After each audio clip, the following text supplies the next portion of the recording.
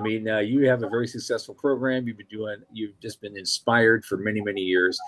Give us a hint at your origin story. How did you get to this place? What drove you to do this? You just normally were a born media person. You decided this is where I want to plant my flag. Um, what brought you to here, from there to here?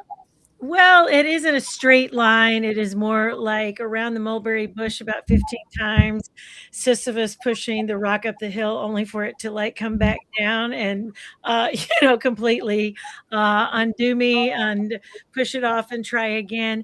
But really, the kind of my love of the solar system began when I was 10 years old in fifth grade at Holmes Elementary in Covington, Tennessee, which is the birthplace of Isaac Hayes and home of the Charms Blow Pop and some cotton fields. So there's not a lot. What more could anyone ask? That's right.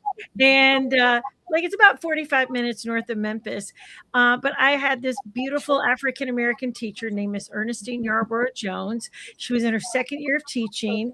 And every Friday she would come by and she would whisper something into your ear that was meant for you and you alone. She would threaten with her big booming voice not to like, this wasn't for public consumption, this was for you. Right? And she would say things like, Janet, science isn't just for the boys, it's for the girls too. And on a Friday night in 1978, so imagine that they had just announced in January of that year the first seven, females of the astronaut corps for the first time. And then in the fall of that year, we're out on the playground and she's brought her telescope. And I'm not even sure what was going on at the school on this Friday night, but there she was in her bell bottoms along with redheaded Miss Carolyn Davis. And these women were pointing out constellations and the moon. And I thought I want to be as smart as these ladies. And so in the spring of 79, she would have assigned me the planet Saturn to give a little report on. So yeah, my love. So even my logo is a wink at that Saturn that I got assigned to back in fifth grade. But that was my kind of like push into loving space and science. But I always also loved band and music and drama. So even in high school, I had great teachers that by the time I got to in my junior year and I'm taking some chemistry and algebra 2 and stuff like that, my teacher says, you're not an A plus student in this, but you've got a very curious way of getting to the answer. And so maybe that might come in handy someday for you. So just keep studying. I don't know what you're going to do. I know you love your music and theater, blah, blah, blah. But thank God for Mr. Hughes, who, again, sometimes I I was a good B plus, sometimes C student because I think sometimes it's like in my earlier math, I didn't get maybe what I needed to understand some of that stuff. But Right. sometimes it's like he would be like, well, that's a curious way of looking at that, Janet. So I think even back then we might have talked about a space elevator. So I cannot wait to ride, Michael. So Ah, just sign me up. Like I've been talking about getting a like it's like he's on up, like seeing the stars, like resting in my little cabin, having yeah. dinner. Yeah, I can't wait. So just sign me up for that. But so that was my real inciting moment. And even when I went to college, I still took astronomy classes and some physics classes because, again, it fascinated me. I didn't at that time think I was going to do anything with it. And then by the time that I worked for Opryland, which was a theme park here in Nashville, Tennessee, I went to college at Belmont University. Um, I got a job working with and for kids, and I fell in love. It was 1992 in walk these kiddos. Hi, I'm 25, and yeah, I fell in love with working with and for kids. And by the time the park was closing and they were selling off the property and all that kind of thing, I looked around and the only people were Bill Nye the Science Guy in Beekman's world. And in Right. Beekman's world, there was a sidekick that was like, hi, it was the girl who was like, kind of the airhead. And how does that work? And I was like, hey, wait a minute. We're smart out here. So I did. I planted my flag on Janet's planet and said, I'll be a female who touts the merits of science. And I love what I do. I mean, it's like as I hear you guys talking about commerce and business plans and exit strategies and startups and all these kinds of things, people ask me my exit strategy, and it's going to be like dying on Mars, I guess. You know what I mean? It's just like I I want to always be about getting a young person excited about the possibilities, what they can create and innovate. And to me, like creating that kind of science literate society and that next generation is what really keeps me going, no matter what age I am. Outstanding. I love that. I love that story. It's blowing my hat off now. Yeah. Right, right. Um, So how did Janet Planet actually happen though? What were the logistics? Who did you get interested in this thing? How did you get on the air?